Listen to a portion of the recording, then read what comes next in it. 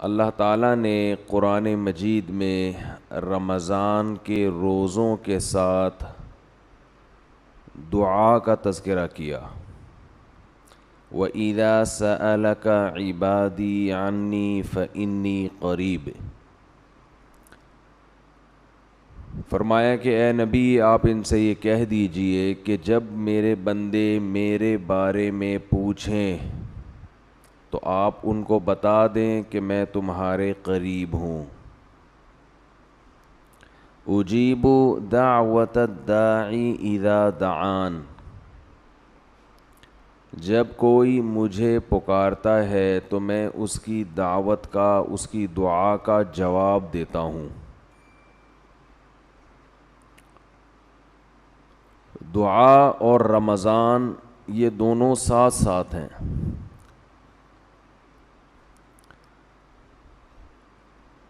جہاں اور دیگر معاملات میں ہمارے اندر کمی واقع ہوئی ہے، دین کے معاملات میں، نماز میں، روزے میں، تلاوت میں، وہیں ایک بہت بڑی عبادت ہے دعا، اس میں بھی لوگ پیچھے ہٹ گئے ہیں۔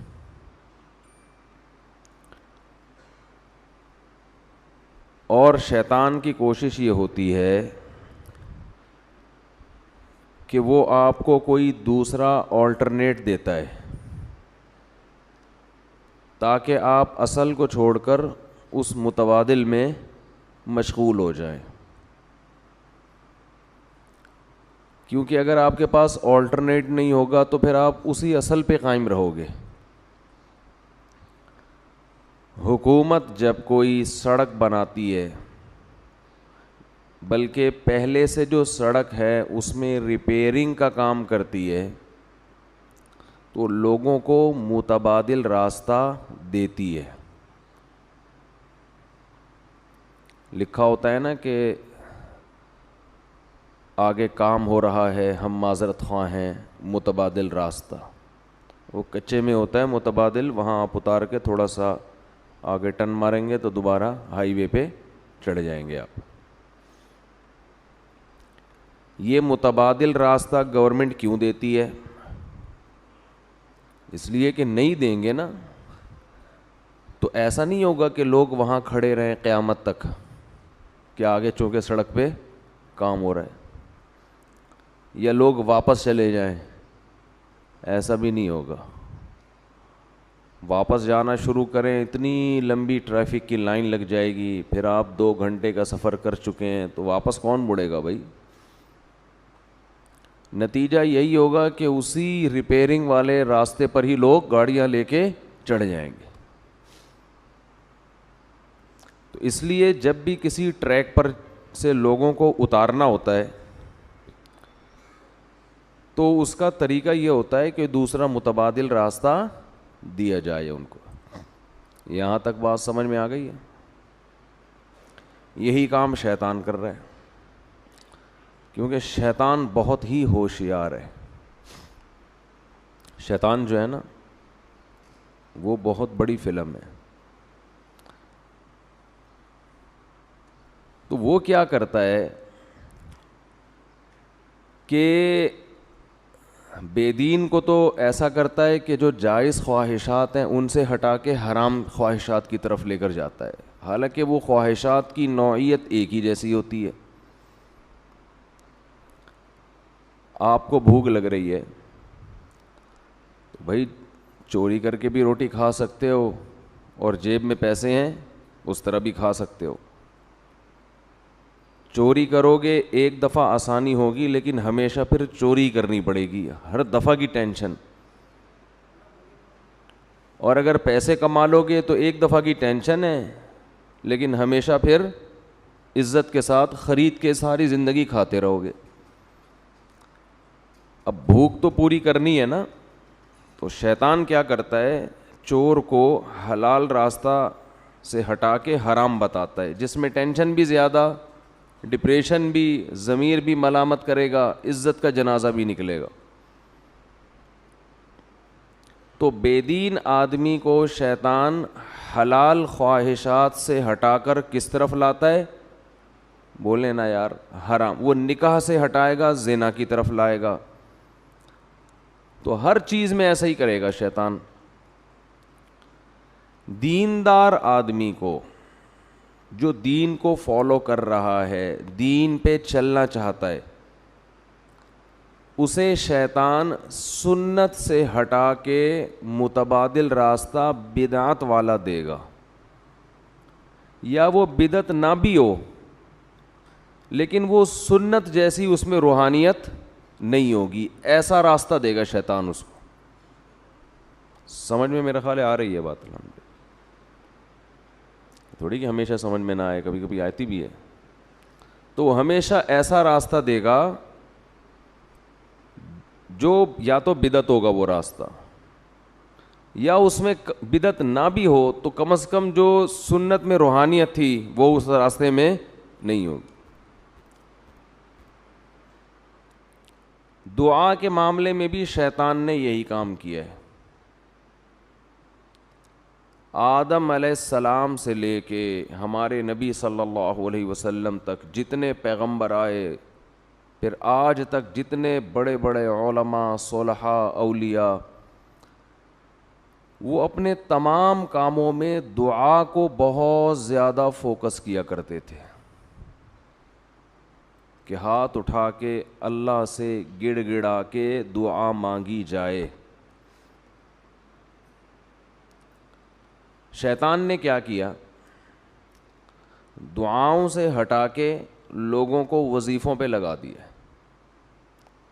میں نہیں کہہ رہا وظیفے حرام ہے، ناجائز ہے، اس میں وہ روحانیت بولو نہیں ہے. اتنی دفعہ یہ پڑھ لو، اتنی دفعہ یہ پڑھ لو تو یہ ہو جائے گا، اتنی دفعہ یہ کر لو تو یہ ہو جائے گا، یوں کر کے پڑھ لو گے تو ایسے کام ہو جائے گا، یوں کرو گے تو 4 ہو جائیں گی، اس طرح کرو گے تو 3 ہوں گی. شادیوں کی بات نہیں کر رہا، کچھ اور. اب آپ لوگ آٹومیٹک ہو گئے ہیں، اب شادی کا لفظ زبان سے نکالنے کی ضرورت ہے ہی نہیں. اب یہ مثال ہو گئی ہے، کسی نے کسی بھوکے سے پوچھا 2 اور 2 کتنے ہوتے ہیں؟ کہتے ہیں 4 روٹیاں ہوتی ہیں. ٹھیک ہے نا؟ تو وظیفے یہ پڑھ لو تو یوں ہو جائے گا، یوں کر لو تو یوں ہو جائے گا، ایسا کر لو تو یوں ہو جائے گا، 636.3 دفعہ پڑھو گے تو یہ والا کام ہوگا. رسالے چھپ رہے ہیں. یہ پہلے میں تو اس موضوع پر بہت بیان کرتا تھا، بہت عرصے سے میں نے یہ موضوع چھوڑ دیا تھا، لیکن نئے نئے لوگ بھی آتے ہیں، پھر رمضان میں لوگ دعاؤں سے غافل بھی ہو جاتے ہیں. تو اس لیے میں نے سوچا کہ آج میں اس پرانے مردے کو دوبارہ اکھیڑوں گا، دوبارہ کھڑا کروں گا میں اس پرانے ٹاپک کو. تو زیادہ زور دعاؤں کے بجائے کس پر ہے؟ وظیفوں پہ. نظر آتے ہیں لوگ، کوئی فجر کے بعد بیٹھے ہوئے اللہ اللہ کر رہے، آدمی کہتا ہے یار ماشاءاللہ ابھی قیامت قریب نہیں ہے. اتنے نیک لوگ دنیا میں ہیں جو اللہ کو راضی کرنے کے لیے اللہ کا نام لیتے ہیں. جب آپ تہ میں جاؤ گے تو پتہ چلے گا کسی نے یہ وظیفہ بتایا ہے، اتنی دفعہ یہ پڑھو، فلاں کام کے لیے بتایا ہے. جیسے ہی کام ہوگا یہ بندہ مارکیٹ سے شارٹ ہو جائے گا. اللہ اور بندے کا جو تعلق ہے نا، اللہ یہ قائم کرنا چاہتے ہیں. اسلام کا حاصل کیا ہے؟ خلاصہ کیا ہے؟ انسان کا تعلق ہو جائے کس کے ساتھ؟ اپنے رب کے ساتھ. یہ تعلق جتنا دعا سے ہوتا ہے اتنا دنیا میں کسی چیز سے نہیں ہوتا. براہ راست آپ اللہ سے خطاب کر رہے ہوتے اس میں.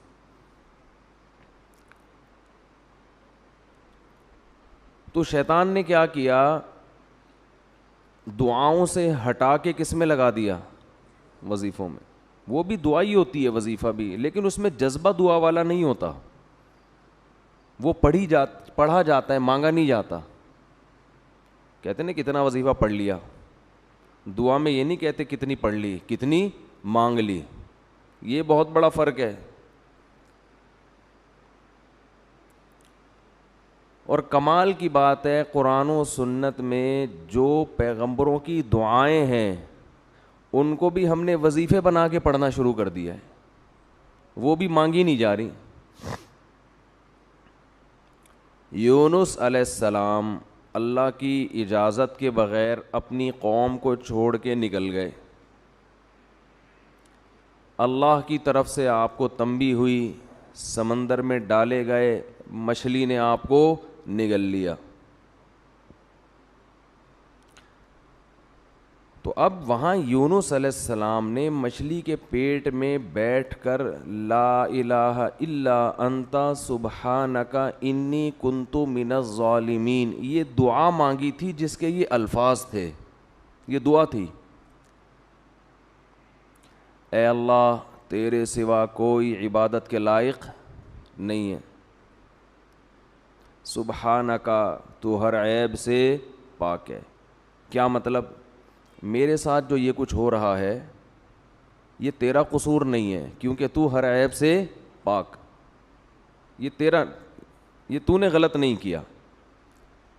انی کنت من الظالمین, میں ہی کیا ہوں, میں ہی غلط ہوں, مجھ سے ہی غلطی ہوئی ہے.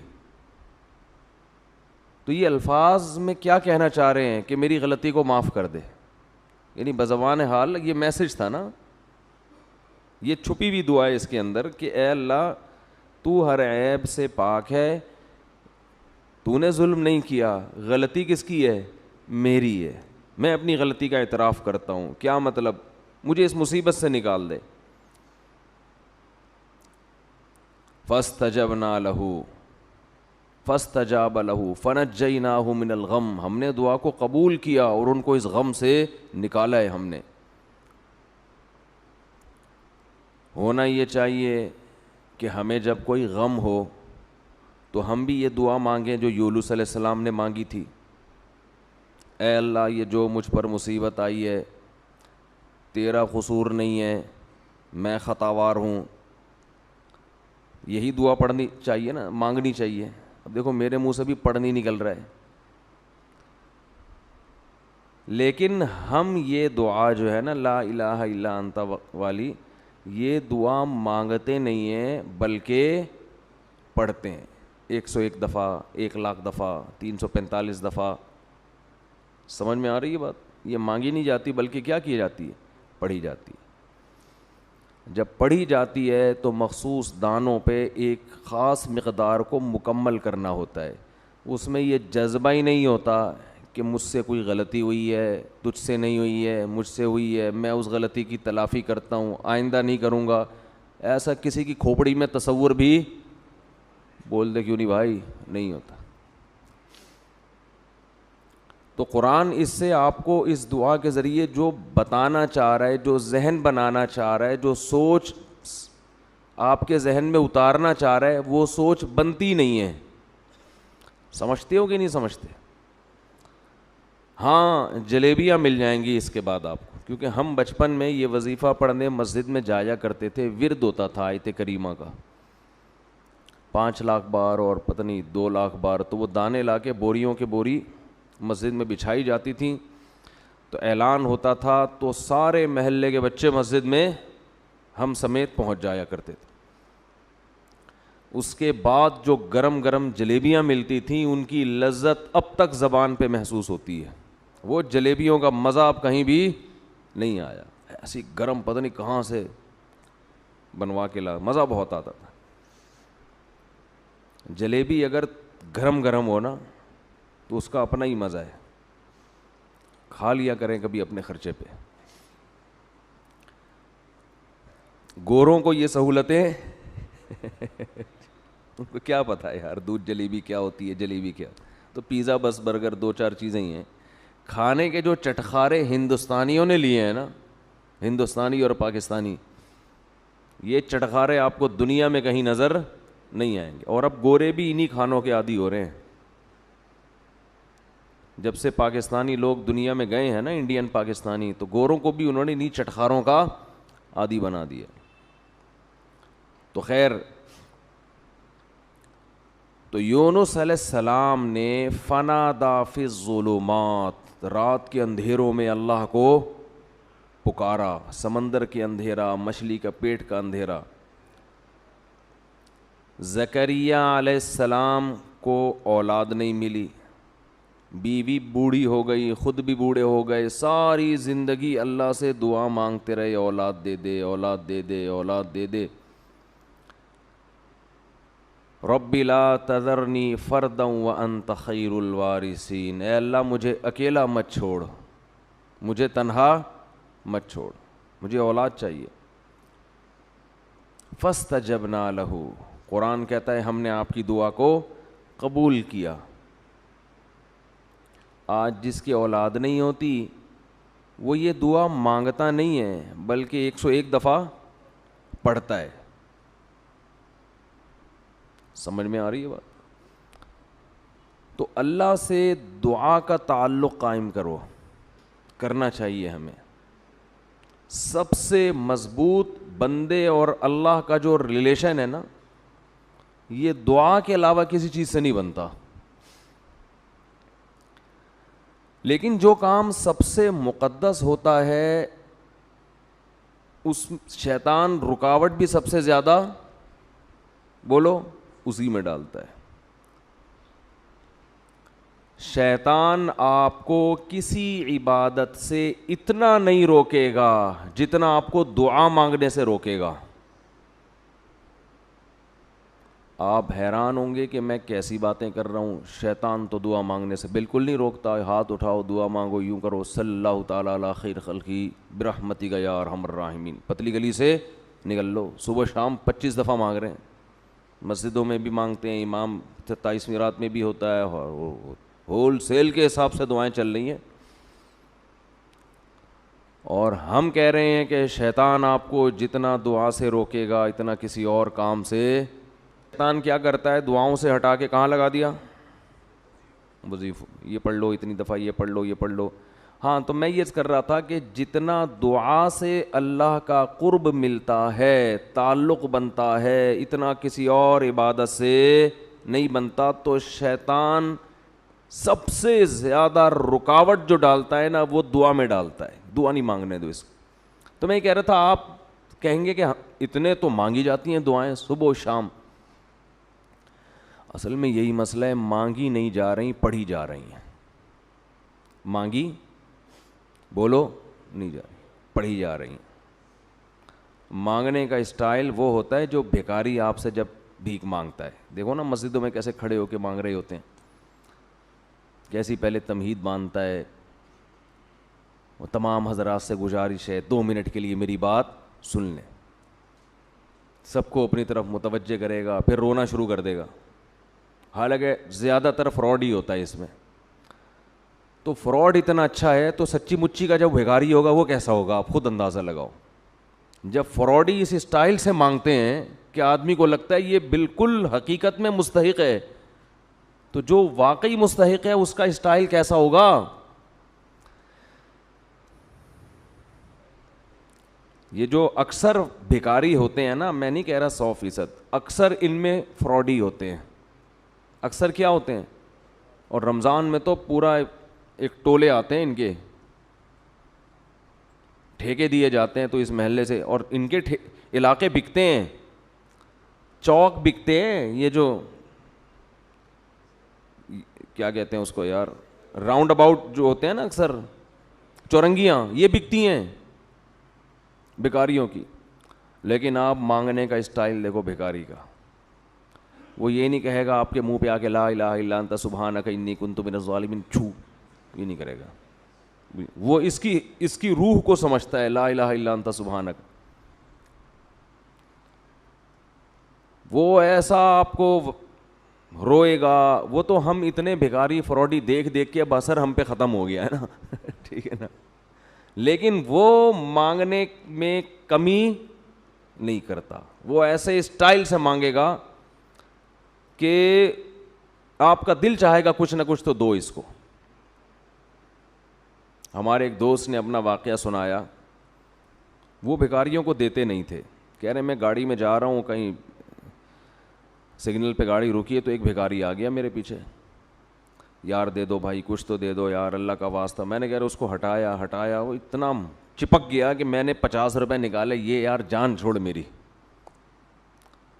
لیکن وہ کہتے ہیں مجھے اس سے ایک عبرت ہوئی.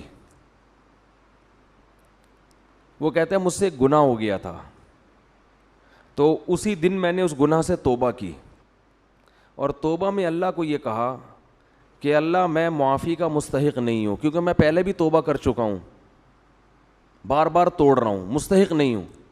لیکن کہہ رہے میں نے اتنی دیر دعا مانگی، میں نے کہا اے اللہ وہ بیکاری مستحق نہیں تھا، جان چھڑانے کے لیے میں نے اس کو 50 روپے پکڑا دیے، تو مجھ سے زیادہ سخی ہے، تو بھی کہ یہ کب سے مانگ رہا ہے، کب سے پیچھے پڑا ہوا ہے، چل معاف کیا جا. تو کہہ رہے میں نے اتنی دعائیں مانگی، ہدایت کی بھی اور رزق میں برکت کی بھی، اور واسطے سارے اسی بھکاری کے اللہ کو دے رہا تھا کہ اللہ وہ فراڈی تھا دے دیا، میں بھی فراڈی ہوں. ٹھیک ہے نا، نہ مجھے مانگنا آتا ہے، نہ میرے پاس کوئی عمل ہے، 2 نمبر آدمی ہوں، بس دے دے، مستحق نہیں ہوں پھر بھی دے دے. تو دعا یہ دعا تھی. اٹ از کالڈ کیا ہے؟ اٹ از کالڈ دعا. یہ جو اس پہلی دفعہ میرا خیال ہے اس بندے نے دعا مانگی ہوگی. تو یہ تو نمازوں کے بعد سب مانگ رہے ہیں. امام نے آج کل دعاؤں کی سیٹنگ کیا چل رہی ہے، امام صاحب نے جب تکبیر کی نا امام صاحب نے، تو آٹومیٹک سسٹم نمازیوں کا شروع ہو گیا. نمازی سارے خود بخود روبوٹ کی طرح ہاتھ جا رہے ہیں، پھر کھڑے ہو جاتے ہیں. اس کے بعد سلام پھیر کے یاد آتا ہے اچانک یہ ہوا کیا ہے، درمیان میں گم. وہ ایک آدمی نے، امام صاحب نے 4 کے بجائے 3 رکعتوں پہ سلام پھیر دیا. پوری مسجد میں کسی نے بھی سبحان اللہ نہیں کہا. پیچھے 8ویں صف میں ایک آدمی نے کہا سبحان اللہ. امام نے کہا یار ان پورے نمازیوں میں سے تو کسی کو پتہ نہیں چلا، تجھے کیسے پتہ چل گیا کہ میں نے 3 پڑھی ہیں؟ وہ کہتے ہیں میری 4 دکانیں ہیں، 4 رکعتوں میں 4 کا حساب ہوتا ہے. آج 3 کے بعد ہی سلام کی آواز آ گئی تو مجھے لگا کہ 1 رکعت امام صاحب پی گئے. امام صاحب 1 رکعت پی گئے ہیں. تو سارے سو رہے ہوتے ہیں، تراویح میں تو زیادہ ہوتا ہے یہ سلسلہ. پھر وہ ایک فارمیلٹی ہے دعا کی، اس پر ہاتھ اٹھا لیتے ہیں، یا اللہ فلاں کی بخشش کر دے، یہ کر دے، وہ کر دے، پورا ایک ترتیب سے مانگے. میں منع نہیں کر رہا اس سے، اس دعا میں جان نہیں ہے. امام کو بھی پتہ ہے میں نہیں مانگوں گا مجھے امامت سے نکالیں گے. مؤذن جو پیچھے جو نمازی ہوتے ہیں وہ سمجھتے ہیں کہ یہ نماز کا حصہ ہے، تو جب جو ہے تو چلو یوں کر لو تو پھر یوں کر لو، ایسے چل رہا ہوتا ہے. جیسے وہ تعزیت کے لیے KPK میں دعا ہوتی ہے نا، پبلک آتی ہے دعائے خیر، ہاتھ اٹھایا یا اللہ رکھے چلو بھائی. پھر دوسرا آیا دعائے خیر اللہ، کچھ بھی وہ ان کی پشتوں میں کچھ الفاظ چل رہے ہوتے ہیں، اس طرح ماشی انڈی والا انخا دے دغت مغت خود ندی کڑے، چلو جی ختم ہو گیا. پھر دوسرا، تو ان کو مردے کے، اکثر لوگوں کو مردے کے بخشوانے سے کوئی تعلق نہیں ہوتا. ان کو تو ایک لواحقین کو دکھانا ہے کہ ہم بھی کیا کر رہے ہیں، تمہاری میت کے، تمہارے غم میں تمہارے ساتھ برابر کے شریک ہیں. تو وہ دعا تھوڑی ہے. دعا تو وہ ہوتی ہے جو آپ بیٹھ کے پھر مانگیں، اللہ میرے باپ کا انتقال ہو گیا، میری ماں کا انتقال ہو گیا، اے اللہ اسے قبر کے عذاب سے بچا، اس کے گناہوں کو معاف کر، جو ابراہیم علیہ السلام مانگتے تھے. تو شیطان یہاں سب سے زیادہ رکاوٹ ڈالتا ہے. ایک رکاوٹ تو ایسے کہ وہ وظیفے لے آیا، آپ کو دعا سے ہٹا کے کہاں لے گیا؟ وظیفوں کی طرف. اب آپ سارا اس کو فوکس کر رہے ہیں. دوسرا کام شیطان یہ کرتا ہے کہ وہ دل جمعی سے دعا نہیں مانگنے دیتا. حدیث میں آتا ہے کہ اللہ تعالیٰ ظاہر قلب سے دعا قبول نہیں کرتے. ظاہر قلب کا مطلب اوپر سے، آپ کا دل خود ہی حاضر نہیں ہے تو یہ دعائیں قبول نہیں ہوتی. دل ہی حاضر نہیں ہے آپ کا. اللہ کہتے ہیں جب اس کو خود دلچسپی نہیں ہے بھائی، یہ خود اپنے عمل کو اہمیت نہیں دے رہا تو میں کیسے اہمیت دوں؟ یہ ایسے جیسے آپ کسی سیٹ سے 1 کروڑ روپے قرضہ مانگنے گئے. اب 1 کروڑ روپے جب آپ قرضہ مانگو یا بھیک مانگو تو ایسے نہیں ہوگا کہ آپ کھڑے کھڑے جا کے اس کو پکڑ کے بولو یار ذرا 1 کروڑ روپے ہیں تو دے دو. نہیں ہے چلو رہنے دو، ایسا نہیں ہوگا. وہ کہے گا یہ اس کی نظر میں اس کی ویلیو نہیں ہے تو میں اتنی بڑی رقم اس کو کیوں دے دوں بھائی. اس کے لیے آپ کیسی تمہید باندھو گے؟ سر میں آپ سے ملنا چاہتا ہوں، کام ہے، 6 آدمیوں کو اور بھی لے جاؤ گے سفارشی بنا کے، بہت پھر رو گے، 2 آنسو بہاؤ گے، ضرورت ہے، یہ ہے وہ ہے. تو جب اللہ سے ایسے دعا مانگی جاتی ہے نا کہ دماغ کہیں اور ہو اور ایک فارمیلٹی کے طور پر دعا کے کلمات زبان سے نکل رہے ہوں، تو اللہ کہتے ہیں اس کے دل میں اپنی دعا کی خود ہی ویلیو نہیں ہے، اس کو خود ہی نہیں پتہ کس سے بات کر رہا ہوں، کیا مانگ رہا ہوں، تو پھر اللہ بھی قبول نہیں کرتے، اللہ مستغنی ہے.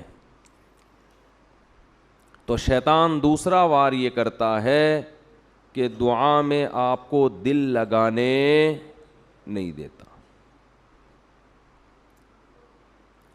اچھا، اس کا علاج بھی میں شیطان کا وار اور ساتھ ساتھ اس کا علاج بھی بتاتا رہوں تو پھر ذرا اچھی بات ہو جائے گی نا. پہلا کام شیطان نے کیا کیا تھا؟ وظیفوں پہ لگا دیا. تو اس کا حل یہ ہے کہ وظیفوں کو اتنا فوکس نہ کرو. کس کو فوکس کرو؟